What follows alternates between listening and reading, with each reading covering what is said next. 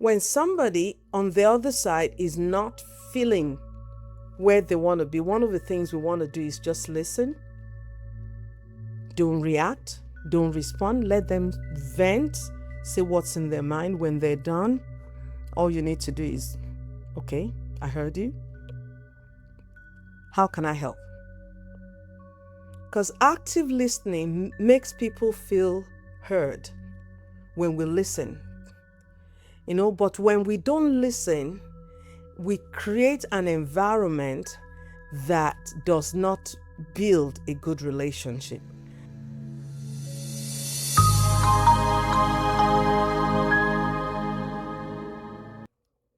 Amen. Dr. Ronnie here again. Welcome to the On Point Woman with Dr. Ronnie. I'm Dr. Ronnie Adesan here.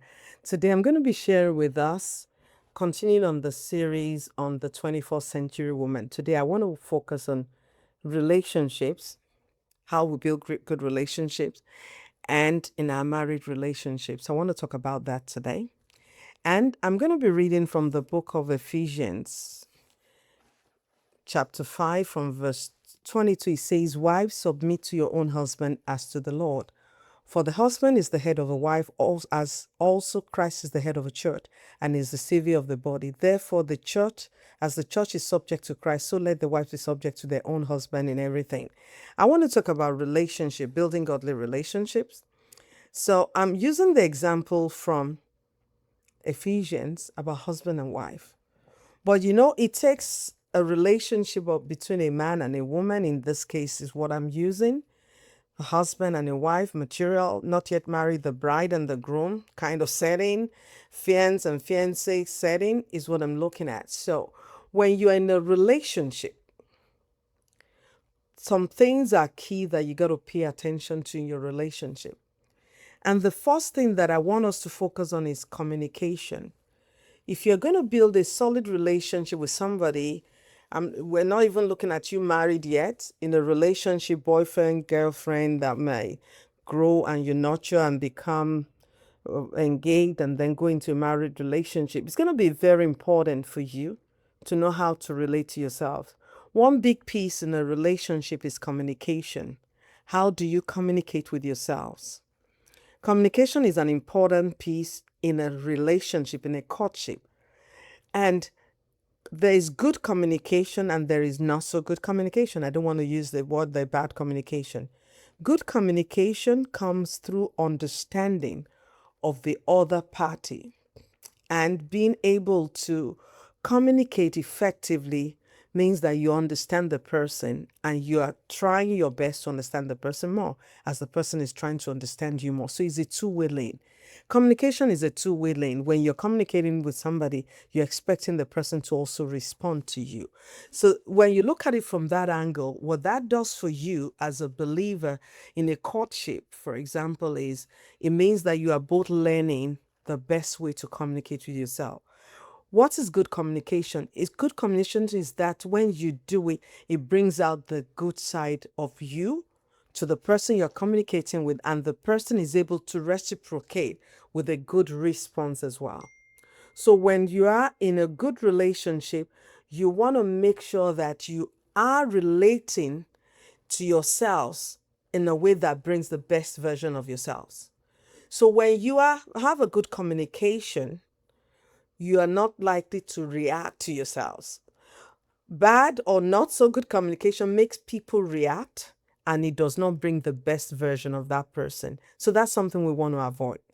If you agree, I wanted to say I'm going to keep having positive communication in my relationship.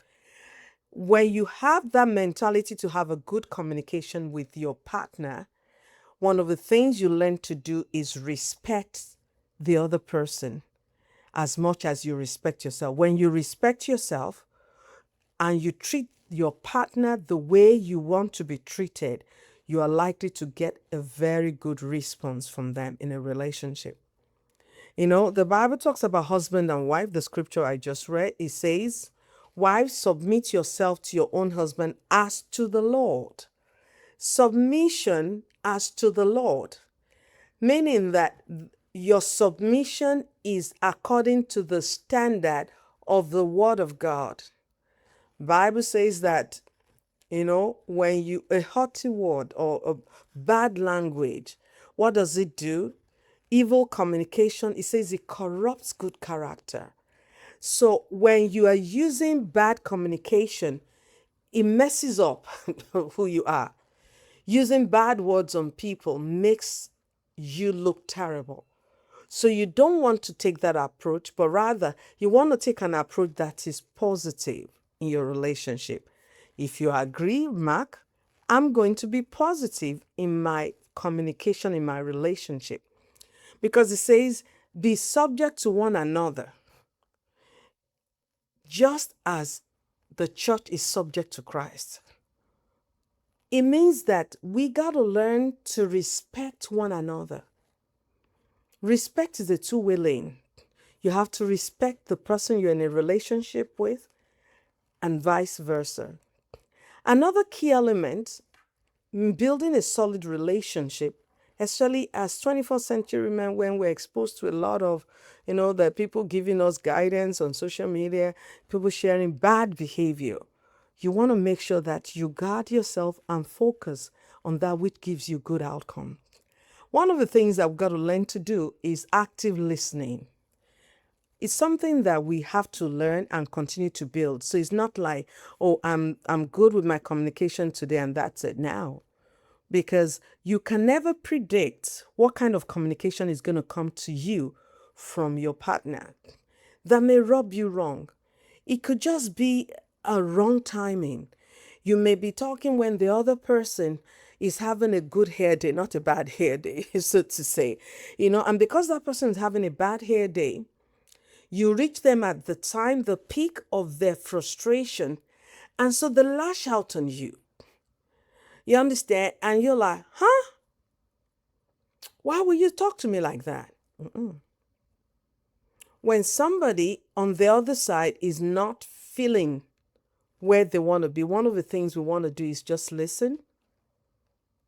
Don't react. Don't respond. Let them vent.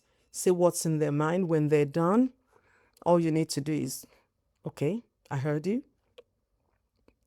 How can I help? Because active listening makes people feel heard when we listen. But when we don't listen, we create an environment that does not build a good relationship. If you agree, I want you to mark, I'm going to be an active listener. In a relationship, you got to be an active listener. When you listen, the other person feels heard. And when they feel heard, they feel relevant. And so when you respond to them, after having listened, they are going to reciprocate and listen to you for the opinion that you want to offer them. But it comes through learning. As we grow in our relationships, we got to learn to listen and then learn to respond. Don't react to the other person. One of the ways to handle responding is whilst you're listening, ask God, help me listen and help me respond appropriately. Trust me, it's not easy. I'm not telling you something I'm able to do consistently. I try, but it's not every time I'm getting it right. And so I'm being honest with you. But that's what God wants of all of us. A better version, remember? We talked about that the last time. An improved version of ourselves entails us learning to listen, taking a moment to take it all in, and saying, Holy Spirit, help me to respond now. We want to be able to respond to our spouses, our boyfriend, our girlfriend, in a way that builds our relationship and show that we respect one another. That's what we want to build. Amen. Praise the Lord. One of the things that we want to do in our relationship as partners is learning conflict resolution. I'm one person that I don't like conflicts. End of story. I don't do conflicts. Growing up as a young lady, I had classmates. I went to an all-girls school in Nigeria. I had classmates that they were expert. They would bear malice with you for days. If you're not talking to me, I'm going to come to you and appeal to you till I can get you to speak, because I don't know how people do it. I think it's such a bad negative energy when you go in, you are always in conflict with people. It's a negative energy and it drains you. So, one of the things you want to avoid in your relationship is conflicts. Avoid conflicts if you can. What does it mean to avoid conflicts? Make sure you are preventing conflicts. If you know your partner doesn't like you responding or reacting in a special way, ask God for help. Say, I'm going to ask God for help. Type that. I'm going to ask God to help me not to react, but to respond. When conflicts happen, we have to learn to resolve it. And conflict resolution involves us accepting the part we played that offended the other person.